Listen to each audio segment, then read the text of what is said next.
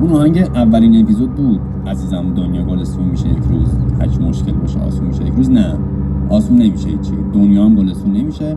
ما عادت میکنیم، ما دوام میگیریم. یه روز مولانا از شمس میپرسه که این اندوه عمیق بالاخره کی تمام میشه؟ حتی نمیگه میشه میشود دیگه.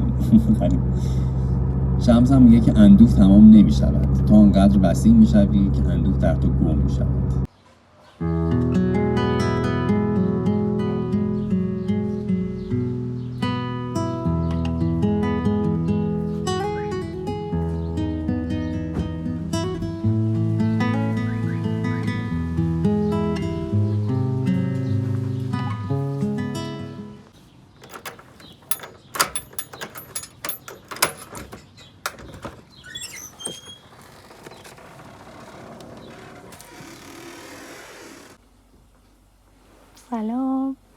سلام از لوکیشن مورد علاقه. بچه ها، من وسایل ها رو گذاشتم و انقدر ذوق اینجا رو دارم نمیدونم از کجا شروع کنم به عکس و فیلم گرفتن.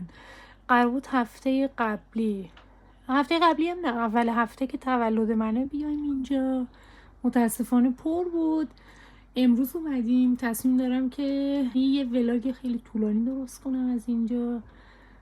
داشتم الان میگفتم انقدر اینجا سلیقه منه، واقعا کسی که اینجا رو درست کرده خیلی خوش سلیقه بوده، اصلا دلم ضعف میره برای تک تک آیتماش.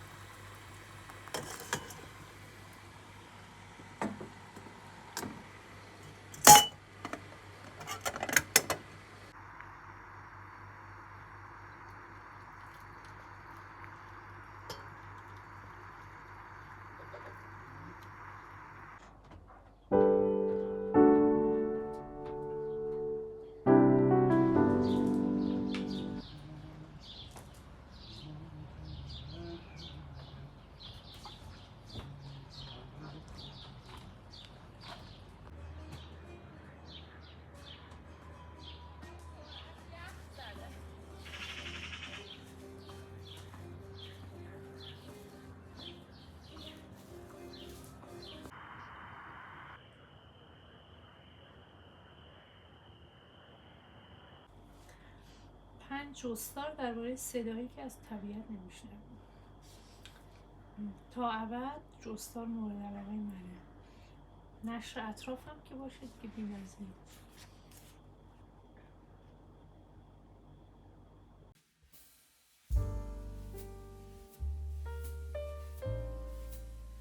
خانه و کشورت را رها می‌کنی، کشتیت را رها می‌کنی، همراهانت را در چادر رها می‌کنی و می‌گویی یک سر می‌روم بیرون و شاید مقداری طول می‌کشد. نوری که در آن دوردست کولاک می‌درخشد اغوایت می‌کند. راه می‌افتی و یک روز قدم در قلب پهناور سکوت می‌گذاری، آنجا که زمین محو، دریا بخار و یخ زیر این ستاره‌های گمنام تصویر می‌شود. اینجا پایان تنزیه است، لبه‌ای بی‌نور که سراشیبی معرفت در آن تحلیل می‌رود و عشق برای خاطر خود بدون آنکه معشوقی در کار باشد آغاز می‌گردد.